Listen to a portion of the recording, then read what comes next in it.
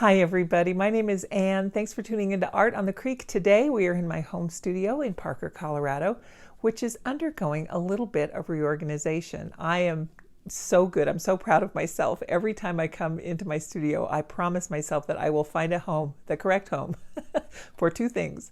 And it's working out. Although it may not look like it behind me, things are going to change as the videos progress in the months ahead. So wish me luck. Organization is not my skill. What is my skill is showing you techniques in art.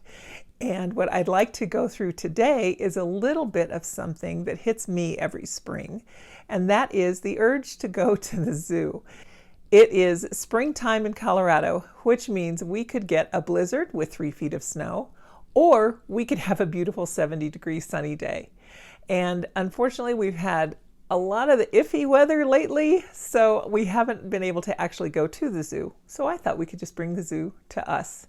Let's take a look at some koalas today, and we will paint them 4 different ways. Are you ready? Here we go.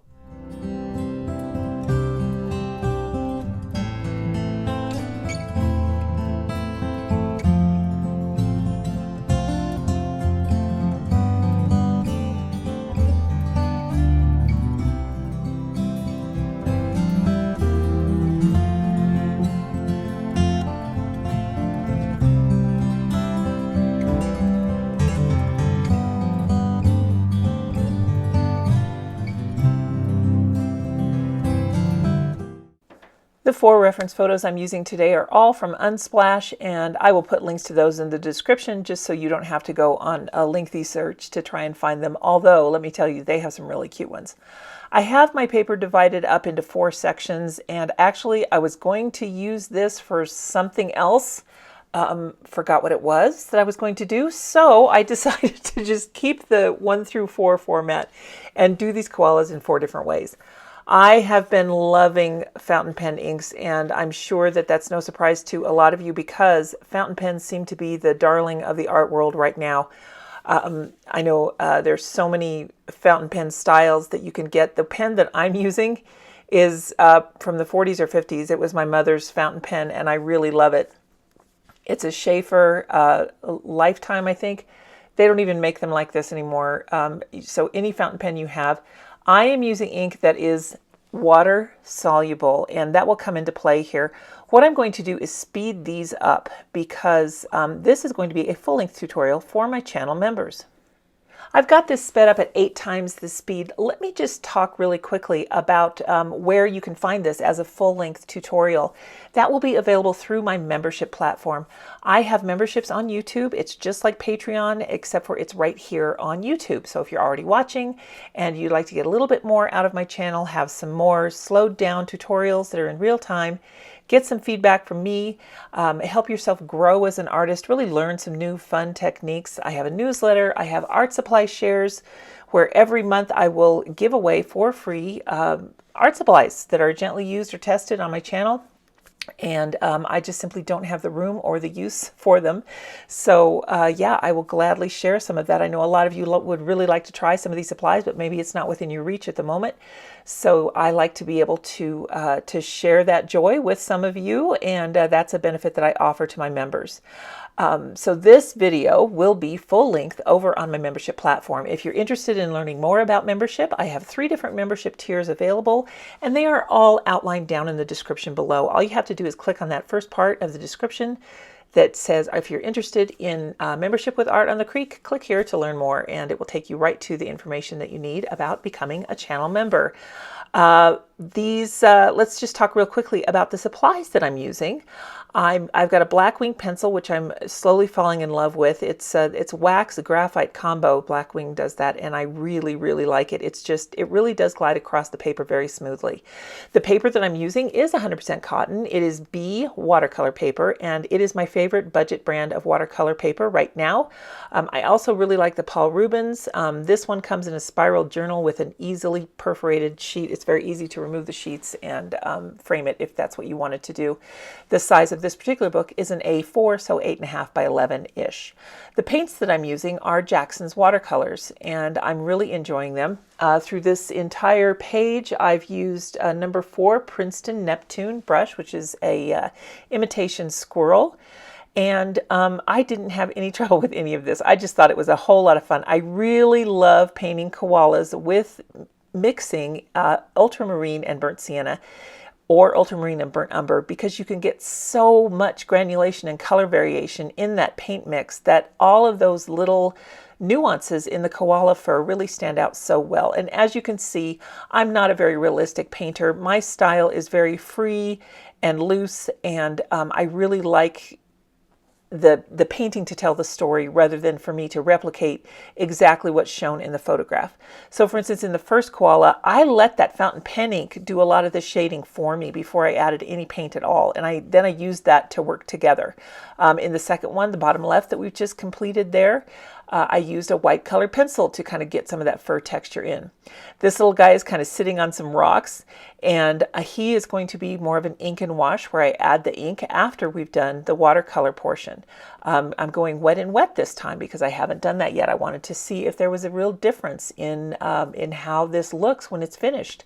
Wet on dry versus wet on wet. These are some of the kind of fun discussions that we can have over on that membership platform too, by the way. So keep it in mind if it's something that you've been considering and are looking forward to participating in the next art supply share, then maybe now is the time for you to jump on that membership. Koalas are some of my favorite animals in the zoo. What is your favorite animal? Let me know in the comments. I used to love giraffes. They used to be my absolute favorite, but koalas, you know, the best place that I have been to see a koala is not our zoo here in Denver, not in Colorado Springs, but in Columbia, South Carolina. They have the Riverside Zoo and Botanic Garden, and our kids live out there, so that's why we've taken the grandkids there. That zoo is really quite nice. And the koala exhibit that they have, you can get so close to the koalas. The only frustration that I have, and bless his heart, it's just a koala. They're just sleepy little animals, is that every time we go in, the koala is sleeping and he has his back to where we could see him. So I don't really know a lot about these animals other than that they are marsupials, and they move very, very slowly. I've heard that part of that is because of the eucalyptus leaves that they eat. If you know for a fact if that's true or not, let me know in the comments. I just don't really know a whole lot about koalas. I do know that I just love them because they're absolutely adorable. When I was a kid, I used to have a little clip-on koala that I wore to school. I clipped it on my t-shirt, and it was my little buddy. I had several little stuffed koalas. I don't know, I've just always thought they were adorable.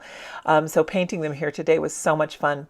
Now that we're looking at the top half of the page here, you can see how the granulation of that ultramarine worked with the sap green and the Hansa yellow, excuse me, that's cadmium yellow, to make that beautiful granulation appear up there on the top left of the tree sky kind of background.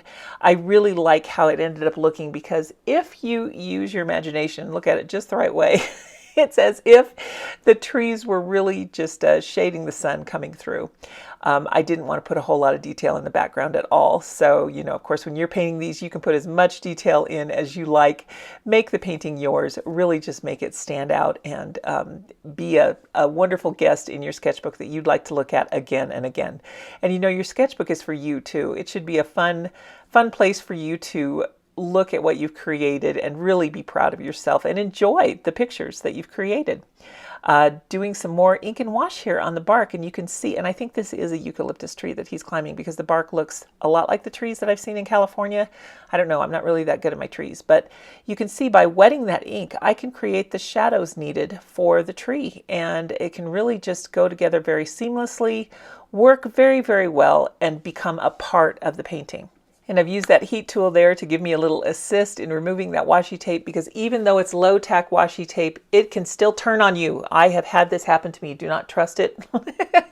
Just use some heat and that'll help loosen that adhesive no matter how low the tack is on your tape. And now I thought, you know, this page is so unique. I don't really do, 4 separate images on one page, that I wanted to do some fun lettering. And I actually wrote that it was March, and it's not, it's April. So this month, apparently I'm a little bit slow to the uptake on what's happening on the calendar. But at any rate, it's close enough. And these are the koalas that I came up with. And I hope that this has encouraged you to either go to your zoo, bring your sketchbook, bring a pencil, bring some paints, have a lot of fun. Really enjoy how the animals are so active in the spring, and just have a wonderful time creating some fun memories in your journal. Use a fountain pen if you've never used one before, and go ahead and try and use one that has really affordable ink that's water soluble, and incorporate it into your design. That ink can be any color you like. Mine just happens to be black, and what's really fun about it is when this black ink gets wet, it will often separate into its individual components of different colors, so you can create a lot of really neat, delightful, unexpected nuances in your artwork. The other thing that I hope this kind of encourages you to do is to try a different layout for your sketchbook page. Maybe draw some shapes on there, or tape off some different quadrants, or however many sections you would like, to try and create a little different look in your sketchbook. Find any free reference photo that you can on any free reference photo site that's available to you. I like to use Unsplash. There's also Pixabay. You can find pages on Facebook and websites that offer these as well, in case you can't actually get to the zoo. The final thing that I hope that you would consider, or maybe be inspired to do, is perhaps think about getting a membership with Art on the Creek. All right, guys, I hope everyone's having a wonderful, beautiful spring creative day. We'll see you next time. Bye now.